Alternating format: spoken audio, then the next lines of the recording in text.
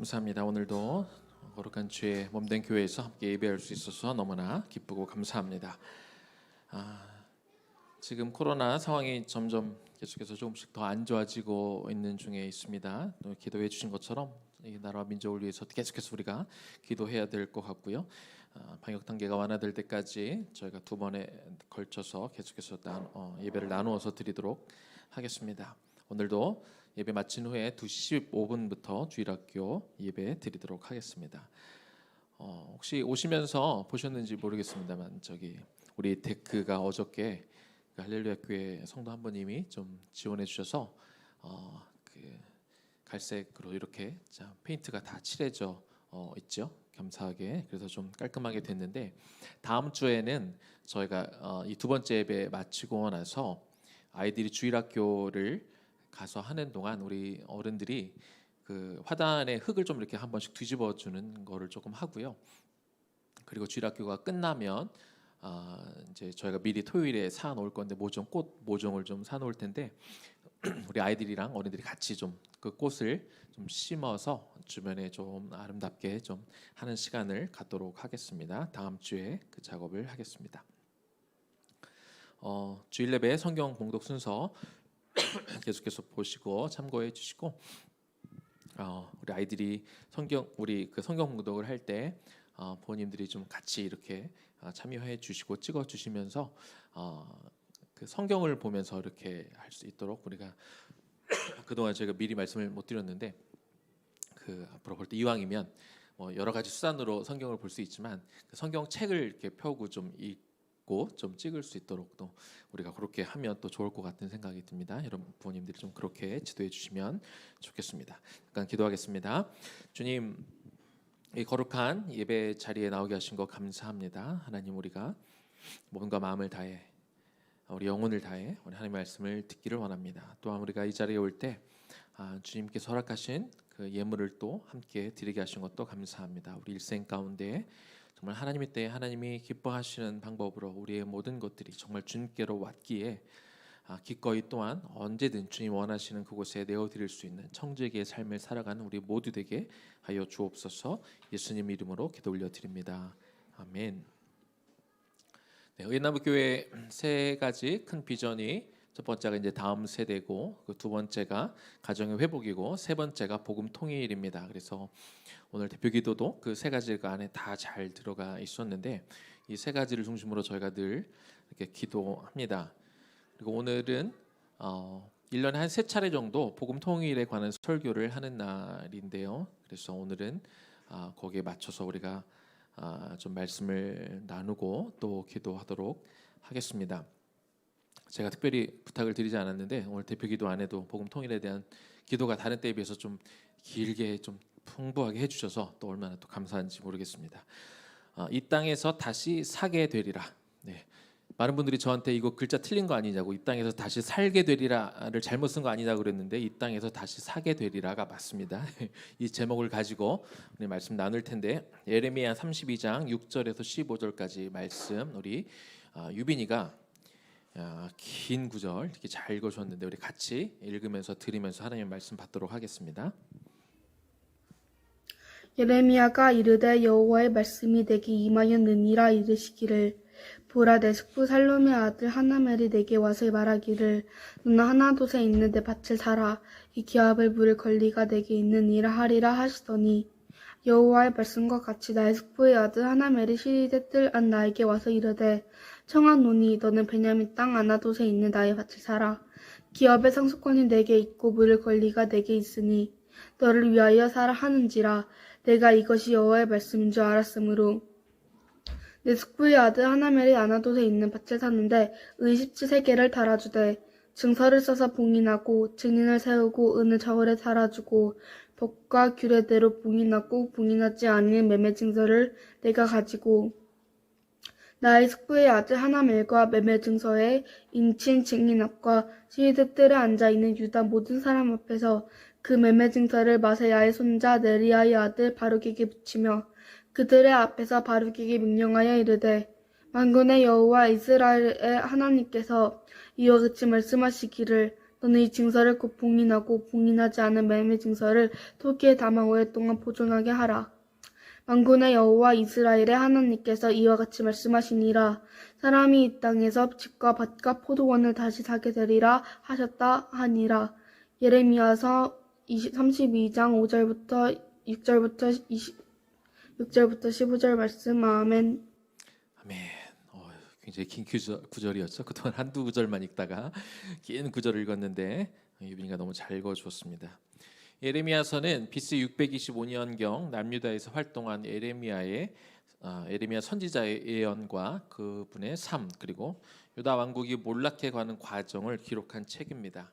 예레미야서 25장까지는 남유다가 행한 죄악과 이것에 따라 바벨론에 의해서 하나님의 심판과 징계가 있을 것에 대한 예언의 말씀이 나오고요. 26장에서 29장까지는 예레미야 선지자 예언에 대해서 일부 사람들이 반박하고 또 평안이 있을 것이다 라고 외쳤던 거짓 선지자들을 경계해야 된다, 이런 내용이 나오고요. 30장에서 33장까지는 심판을 받겠지만 이후 하나님이 당신의 선민들을 회복시키겠다라는 그런 예언의 말씀이 나오게 됩니다. 그중에 오늘 본문이 들어있는 예레미야 32장에는요, 당시 감옥에 갇혀있던 예레미야가 그 친척이 거주하고 있는 그 아나돗에 있는 밭을 매입하는 사건을 다루고 있습니다.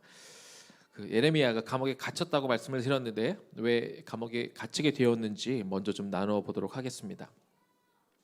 당시 바벨론 군대는 남유다의 20번째 왕이자 마지막 왕이었던 시드기야 왕 9년이 되었을 때 예루살렘으로 진격하고 포위했는데요.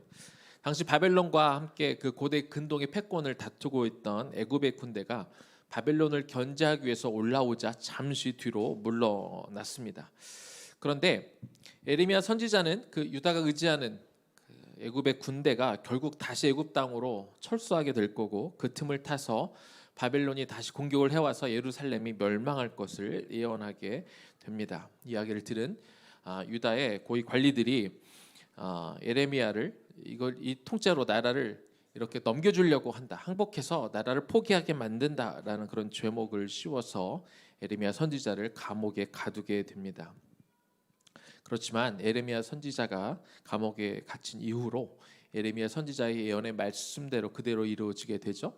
애굽은 철수하게 되고 그 틈을 타서 바벨론이 다시 쳐들어와 예루살렘이 이제 완전히 포위를 당하게 된 상태에 놓여져 있었습니다.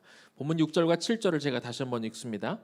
예레미야가 이르되 여호와의 말씀이 내게 임하였느니라. 이르시기를 보라, 내 숙부 살룸의 아들 하나멜이 너에게 와서 말하기를 너는 아나돗에 있는 내 밭을 사라. 이 기업을 물을 권리가 너에게 있느니라 하리라 하시더니.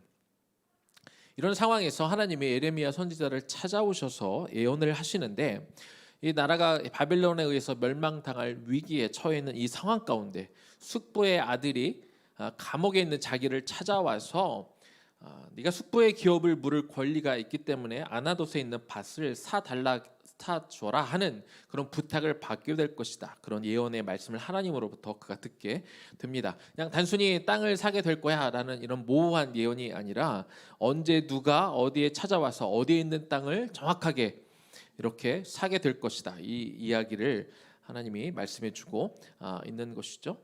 다시 말하면 하나멜이 이스라엘 사회에 그 당시 자리 잡고 있었던 고엘 제도의 호소에서 예레미야로 하여금 자신의 밭을 사서 기업을 물러달라는 요청을 할 것을 하나님이 미리 예고하신 겁니다. 이스라엘에는요, 고엘 제도라는 게 있습니다. 이게 뭐냐면 갑자기 어떤 사람이 경제적인 상황이 어려워져서 자신이 갖고 있는 땅을 팔게 될 때, 그러면 그 땅을 산 사람에게 그 친척 중에 가장 가까운 사람이 그 형편이 되는 대로 그 땅을 산 사람으로부터 다시 땅을 되사서 그 자신의 땅을 팔았던 자기 친척에게 돌려주는 제도가 고엘 제도입니다. 그래서 자기 집안에 하나님이 물려주신 그 땅을 다른 곳에 넘어가지 않도록 하는 그런 제도가 고엘 제도라는 것이죠. 이것에 대한 내용이 레위기 25장에 자세하게 기록이 되어 있는데요. 사실 이 고엘 제도는 이 세 가지 방식으로 운영이 됩니다. 첫 번째는 가난 때문에 어쩔 수 없이 다른 사람에게 땅을 팔았을 경우에 가장 가까운 친척이 땅을 구입한 사람으로부터 그 땅을 도로 사서 원주인에게 돌려주는 게 첫 번째고요.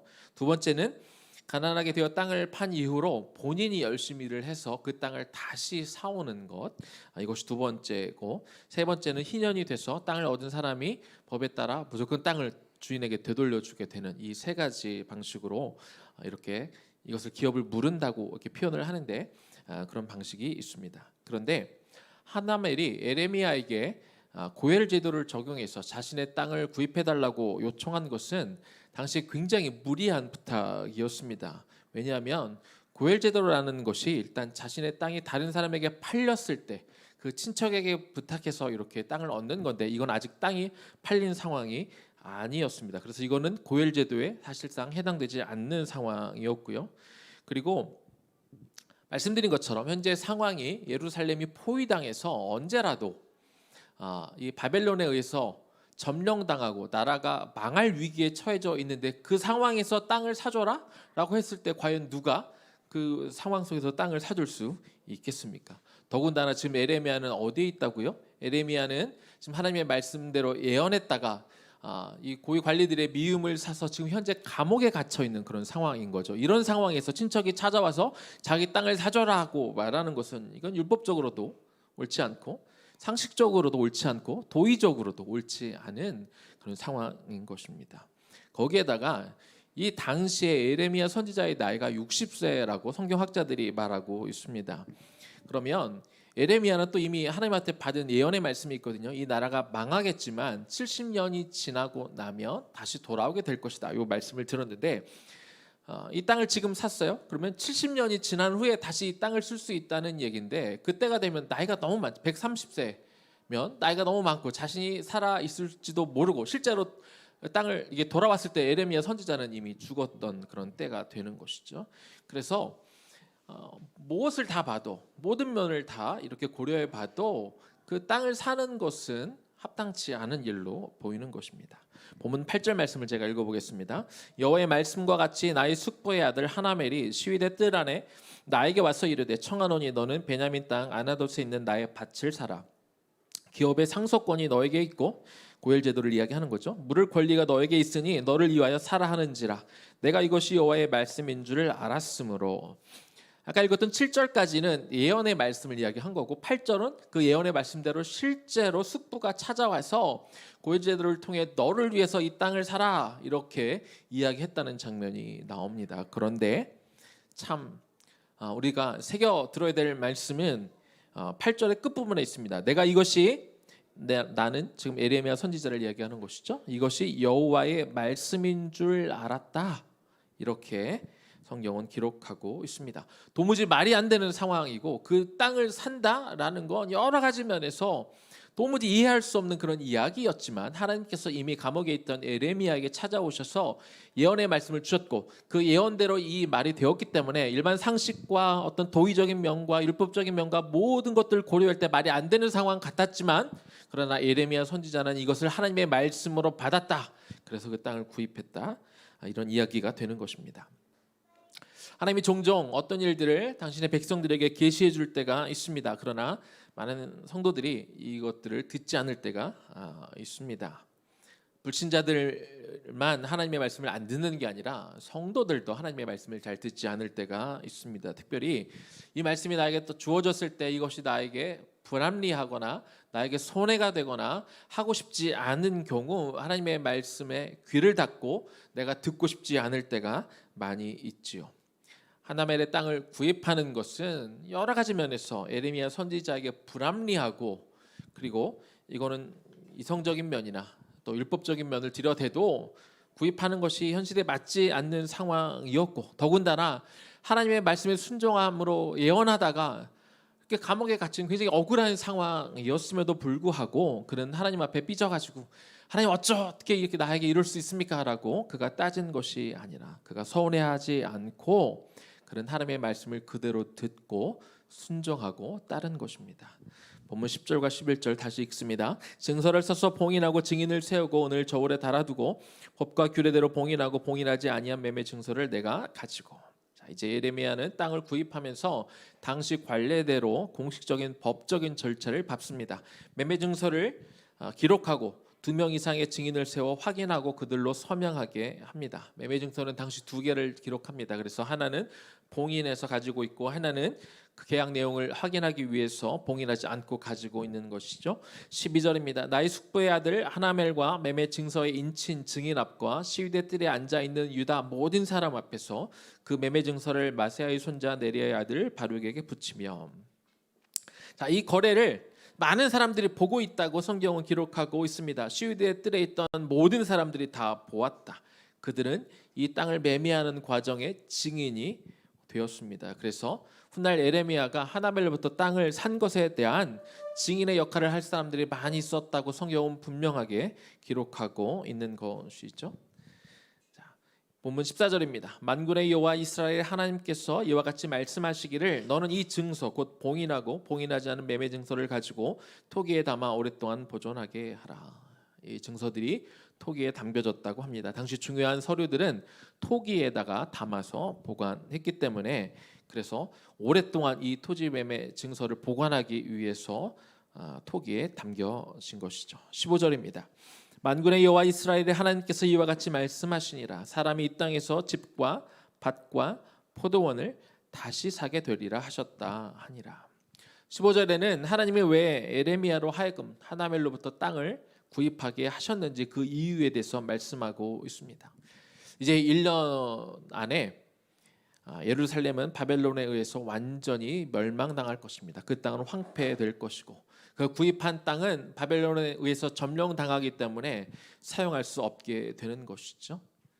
그러나 역사의 주관자시고 전능하신 여호와 하나님은 70년이 지난 후에 이스라엘 백성들을 다시 돌아오게 하셔서 그 땅에서 다시 집과 밭과 포도원을 다시 사게 되고 그 일상으로 돌아갈 것에 대해서 분명히 다시 한번 말씀해 주고 있습니다.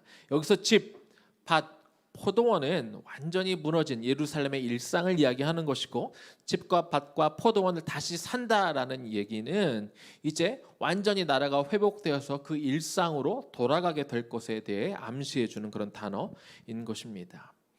따라서 하나님이 예레미야로 하여금 많은 사람들을 증인으로 세워놓고 멸망을 앞둔 그 땅을 다시 구입하게 한 것은, 이것을 지켜보게 한 것은 이 땅이 곧 멸망하겠지만 너희가 지켜보아라. 나 여호와 하나님께서 이 땅의 그 죄의 대가에 따라 멸망하고 그들이 포로로 잡혀갈 것이지만 나 여호와 하나님이 다시 너희를 구원하고 다시 너희들 이 땅에 돌아오게 할 것이다.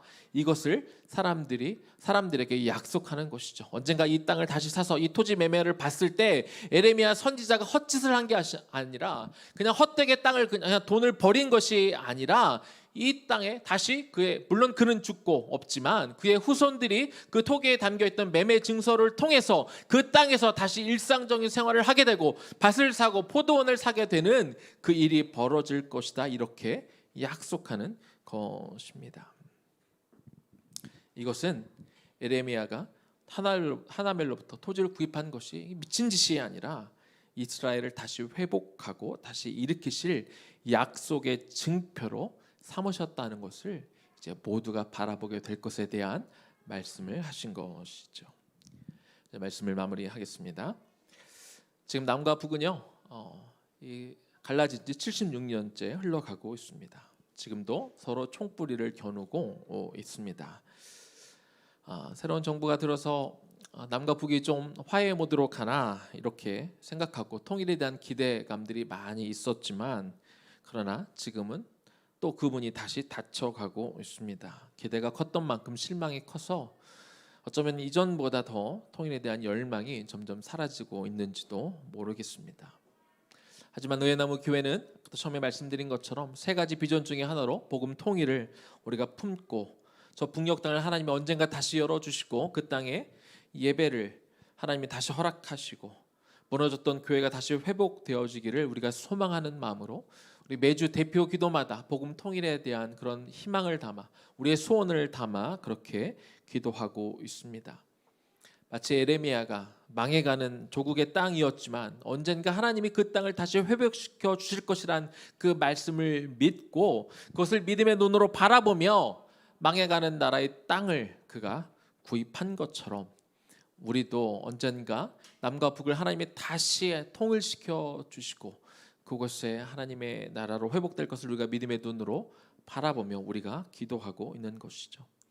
어떤 이들은 냉소적입니다.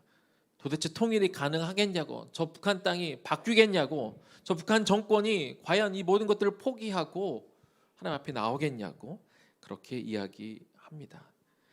그래서 오늘 우리는 예레미야가 그 땅을 사고 그 매매 증서를 받은 것처럼, 그리고 그것을 후손에게 물려주기 위해서 토기에 담아놓은 그의 심정으로 오늘 우리는 믿음의 눈으로 우리가 계속해서 기도해야 되는 것이죠. 에베소서 1장 10절 말씀에 이런 말씀이 있습니다. 하늘에 있는 것이나 땅에 있는 것이 다 그리스도 안에서 통일되게 하려 하심이라. 여기 통일되게 하려라는 단어의 원어는 아나케팔라이 오사스타이라는 그런 단어입니다. 이 말씀은 아나라는 것은 다시라는 그런 접두사인데, 이 통일이라는 단어가 이 단어를 설명하기 위해서 영어로 표현을 해보면, 원래 통일이라는 단어는 유니피케이션이죠. 그런데 이 단어 에베소서 1장 10절에 쓰여 있는 통일이라는 단어를 영어로 하면 유니피케이션이 아니라 리유니피케이션입니다. 그러니까 통일은 원래 이렇게 나눠져 있는, 떨어져 있는 것이 하나로 합쳐지는 거잖아요. 그러나 성경에서 말하는 통일은 원래 하나였다가 갈라진 것이 다시 원래대로 하나가 되는 것, 이것이 성경이 말하는 통일의 의미인 것이죠. 남과 북은, 우리 어린 아이들은 원래 남과 북이 따로 다른 나라처럼 보이겠지만 사실은 우리는 한 민족 아닙니까? 한 민족이었는데 따로 떨어졌다가 다시 한 민족이 되었습니다. 그래서 우리가 통일을 바라고 기도하는 것은 성경적인 거죠. 영적으로는요, 북한 땅에 먼저 복음이 들어갔고 그곳에 교회가 세워졌습니다. 원산 대부흥, 평양 대부흥과 같은 부흥 운동이 북한 지역에서 먼저 일어났고, 우리가 해방 전에도 약 4,000개의 교회가 북한 지역에 있었죠. 그런데 소련이 그 땅에 들어와 어떤 자유가, 종교의 자유가 사라지게 되면서 대부분의 교회와 성도들이 남한 땅에 들어오게 돼서 남한 땅이 그렇게 다시 어떤 복음화가 된 것이 그런 계기가 된 것입니다. 어쩌면 남한 교회는 북한 교회에 어떤 복음의 빛을 지고 있다고 말을 해도 과언이 아닐 것입니다. 지금 북한에는 미처 그때 내려오지 못한 사람들이 지하교회로 숨어 들어가 지금도 신앙의 명맥을 유지하고 있습니다. 에레미야는 바벨론에 의해서 나라를 빼앗겨 자신이 산 땅을 사용할 수 없었지만, 에레미야의 후손들이 바벨론의 손에서 벗어나는 그 은혜를 누리게 된 후에 에레미야가 구입하고 받은 매매 증서를 가지고 그 땅에서 집과 밭과 포도원을 살 수 있다는 그런 믿음이 있었습니다. 우리도 언젠가 복음 통일이라는 매매 증서를 들고 당당하게 북한 땅에 들어가 무너졌던 교회를 다시 세우고 북한에 있는 지하교회 성도들과 함께 같이 예배드리는 날이 그날에 오게 될 줄로 믿습니다.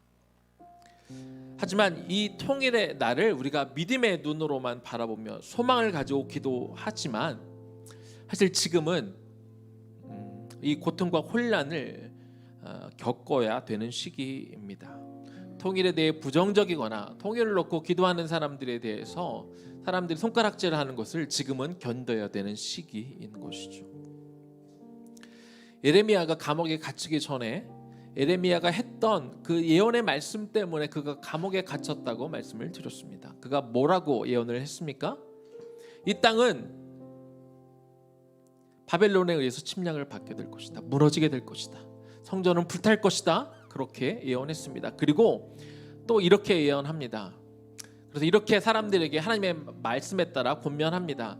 지금 이 땅이 바벨론에 의해 무너지는 것을 견뎌라. 감수해라. 성전이 무너진 것들을 감수하라고 이야기합니다. 왜냐하면 그들의 죄 때문에 그렇습니다. 죄의 결과로, 죄의 대가로 그것들을 감수해야 됐습니다.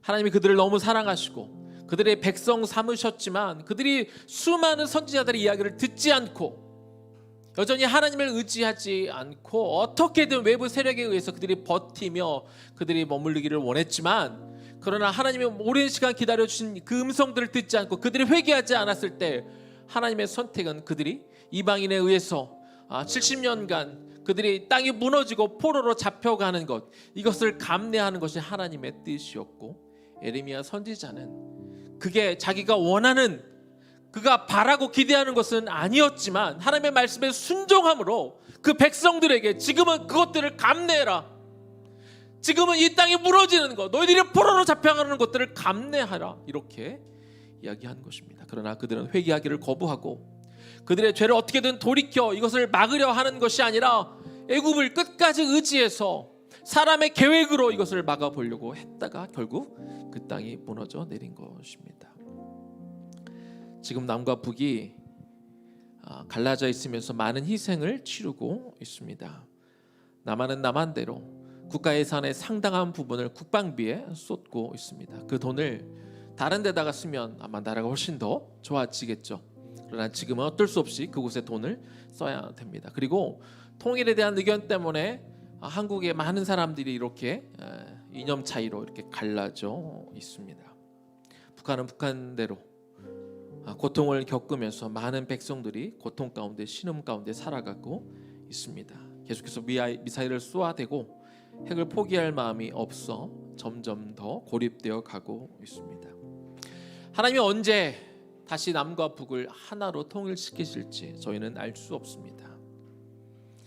하지만 지금은 그 남과 북이 갈라진 것 때문에 겪어야 될 고통과 아픔을 지금은 묵묵히 견뎌야 될 때입니다. 그런데 그냥 견디는 게 아니죠.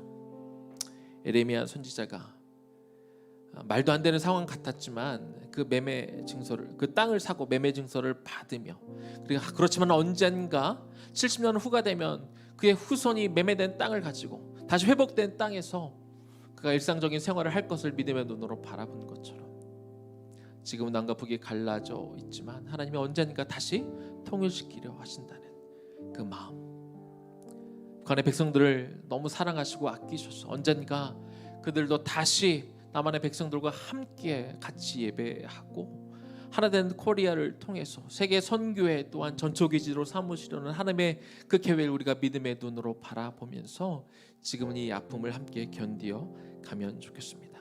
그것을 믿음의 눈으로 바라봅시다. 안 된다고 포기하지 맙시다.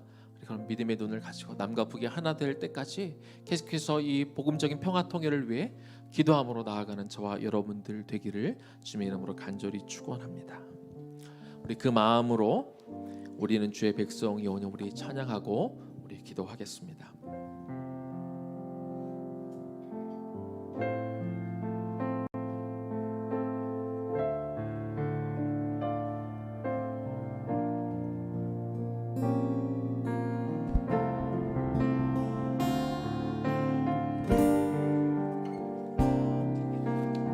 우리는 다 같이 주의 백성이오니 우리는 주의 백성이오니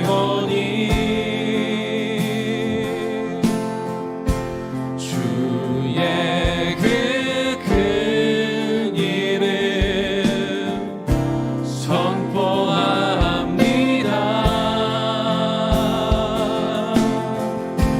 이곳 어두운 세상에 빛으로 부르셨네. 주의 얼굴 구할 때 역사하소서. 다시 한번 찬양할까요? 우리는 주의 백성이오니 우리는 주의 백성이오니 주의 그 큰 이름 선포합니다. 이곳 어두운 세상에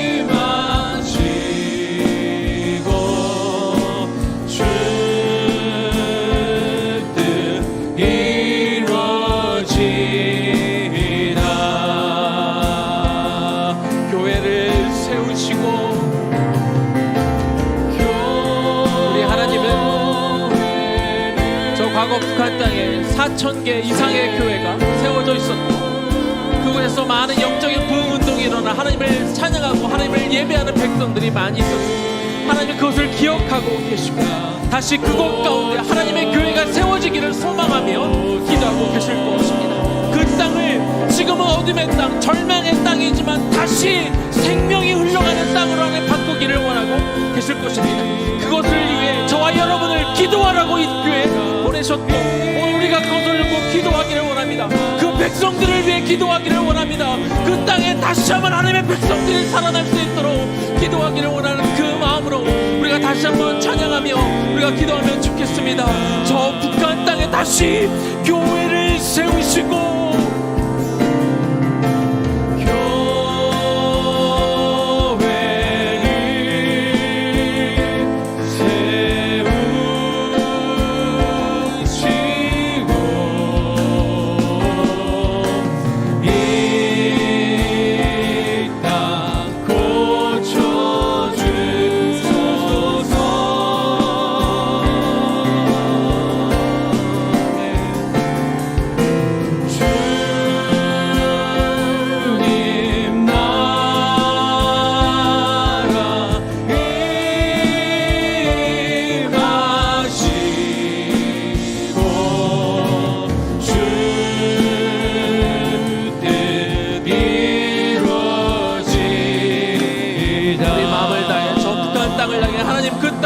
다시 한번 교회가 세워지게 하여 주시옵소서.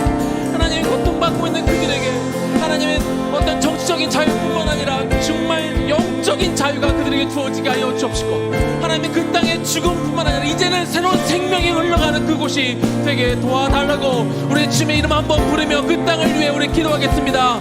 주여 하나님 이 시간 기도합니다. 하나님 저 북한 땅을 향해 기도합니다.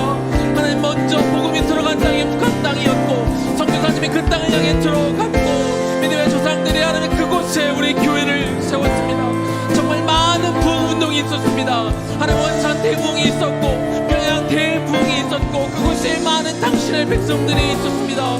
그들이 흰 옷을 입고 정말 그곳에 하나님을 정말 노래하고 하나님을 찬양하던 그곳이 아니었습니까? 하나님은 지금은 그곳이 어둠이 있는 곳이고 절망이 있는 곳이고 많은 이들은 그곳이 다시 한번 회복될 수 없다고 이야기합니다.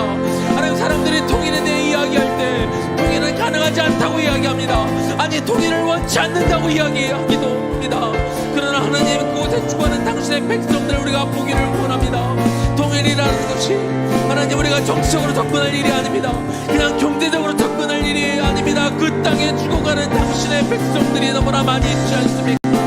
하나님 이 땅에 하나님의 교회와 우리 성도들이 하나님 이것들을 안타까운 마음으로 바라보게 하여 주시옵시고 이것들을 위해 기도할 수 있는 당신의 백성들이 되게 하여 주시옵소서.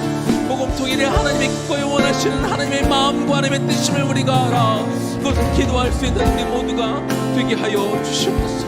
그런 우리가 되게 하여 주시옵소서. 우리 시간 한 번 더 기도했으면 좋겠습니다. 우리 시간 기도할 때는 여러분 자신을 위해 기도하면 좋겠습니다. 하나님 여러분들에게 말씀해 주실 게 있습니다. 그런데 때로 그것이 내 마음에 들지 않을 때가 있어요. 내가 원치 않을 때가 있고 이렇게 하면 내가 손해볼 때가 있고 이거는 도무지 납득이 되지 않을 때가 있을 수도 있습니다. 에레미야도 마찬가지였을 겁니다. 이건 도무지 이해하기 어려운 일이었습니다. 왜 이 나라가 망해가는 이 시점에 내가 감옥에 있는 이 시점에 왜 친척의 땅을 내가 왜 사야 됩니까? 얼마든지 이야기할 수 있었지만 하나님은 더 큰 계획이 있었지요. 그 일을 통해 하나님이 이 신실한 백성들을 언젠가 다시 그 약속을 지켜 그들을 회복시켜 주실 것을 징표로 삼기 위하여 하나님은 예레미야에게 그 일을 맡기셨습니다. 저와 여러분들에게도 그런 일이 있을 것입니다. 이해되지 않는 일이 일어날 수 있습니다. 억울한 일이 얼마든지 생길 수 있지만 신실하신 하나님을 바라보며 하나님의 뜻과 그 말씀에 비춰 내가 살아가는 내가 되게 해달라고 다시 한번 주의 이름 한번 부르며 기도하며 나아갑니다. 주여 하나님 이 시간 기도합니다. 하나님 도와주옵소서. 하나님 우리 인생 가운데 하나님 우리가 이해가 되지 않는 부분들이 분명히 있습니다. 하나님의 뜻이 도무지 납득이 되지 않고 상식적이지 않고 이성적이지 않은 부분들이 분명히 있을 것입니다. 그러나 하나님 그러나 우리가 이것들을 뛰어넘기를 원합니다. 하나님은 실수가 없으신 분이고 우리에게 가장 좋은 것을 언제나 우리에게 주시는 분임을 우리가 알고 믿음의 눈으로 우리 하나님을 바라보게 하여 주시옵소서. 하나님 이 모든 것들을 이루어 하나님 지금 내가 당장 손해를 본다 할지라도 하나님이 이루어가기를 원하는 하나님의 뜻이 있다면 이것을 믿음의 눈으로 바라보므로 우리가 나아가 이것들을 받아들이게 하여 주시옵소서. 이것들을 우리가 실천해 나아가며 하나님의 뜻을 위하여 기꺼이 한 발 내디르며 살아가는 우리가 되게 하여 주시옵소서. 우리 인간적인 것으로 계산하려 하지 않게 하여 주시옵소서. 하나님 그 이스라엘은 70년간의 그 지배와 통치를 받아야 했습니다. 그것이 감당하기 때문에 그런 일을 감당했습니다. 내가 원치 않는다고 애굽을 끌어들여 내 지혜와 명철 이것들을 해결하려 하지만 하나님의 계획은 우리가 막을 수가 없음을 인정케 하여 주시옵시고 무릎 꿇어 머리를 숙이고 하나님의 그 말씀과 그 계획에 순종하며 내가 다 이해하지 못한다 할지라도 내가 하나님의 뜻을 다 알지 못한다 할지라도 그것들을 받아들이며 내 삶을 통해 하나님의 뜻을 이루어가 주옵소서. 하나님 내 삶을 통해 주님의 뜻을 이루어가 주시옵소서. 나를 통해 하나님의 나라가 이루어져 가기를 원합니다. 소망하며 나아가는 우리가 되게 하여 주시옵소서. 그렇게 살아가는 우리가 되게 하여 주시옵소서. 그 마음으로 살아가는 당신의 백성들로 우리가 세워지게 하여 주시옵소서. 그렇게 살아가게 하여 주시옵소서. 교회를 세우시고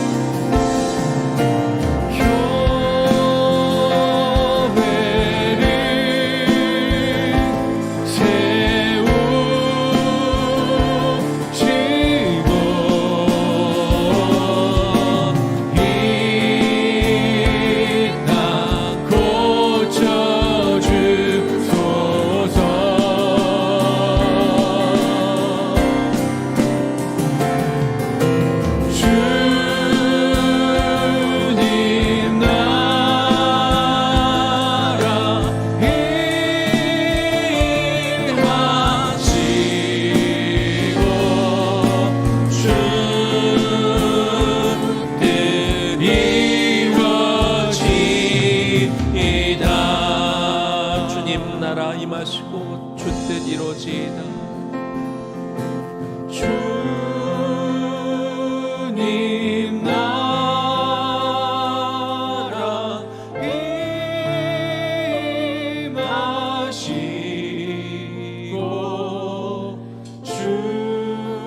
임하시고 주뜻 이루어지이다.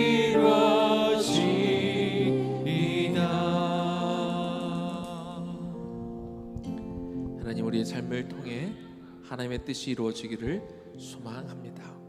하나님 우리가 구원받은 성도로서 우리가 이 땅을 살아가다 보면 때로 하나님이 우리에게 말씀하시는 게 때로 납득이 되지 않을 때가 있습니다.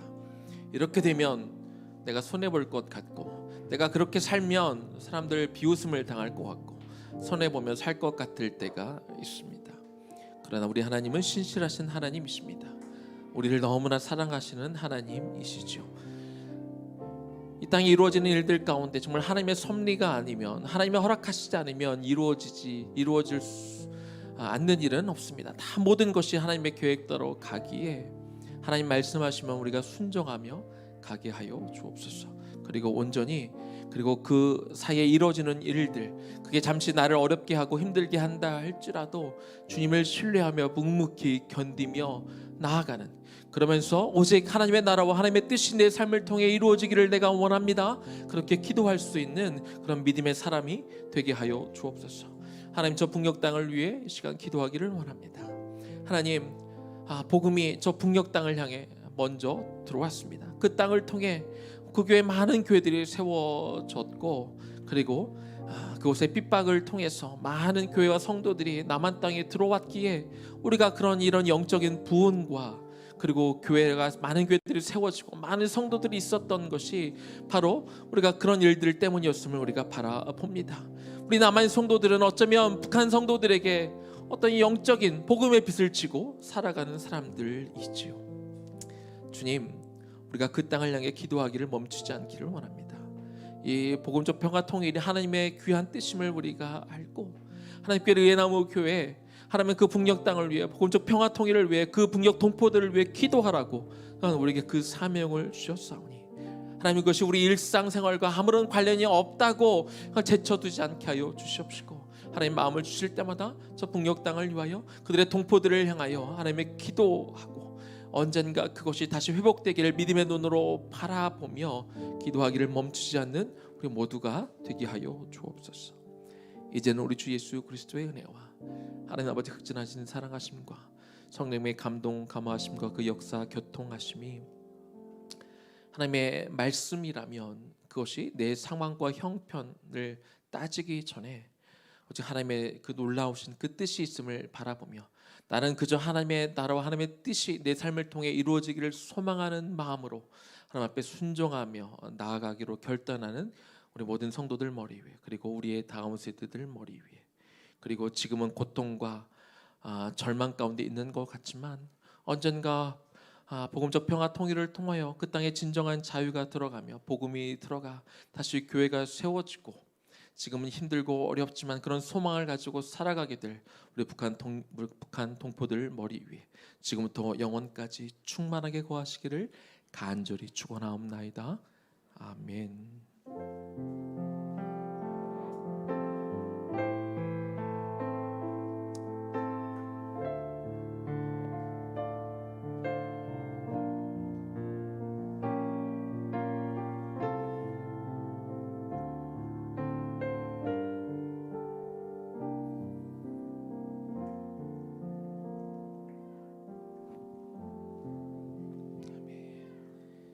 예배 마쳤습니다. 이번 한 주간도 하나님의 뜻을 이루어가는 승리하는 삶을 사시길 축복합니다.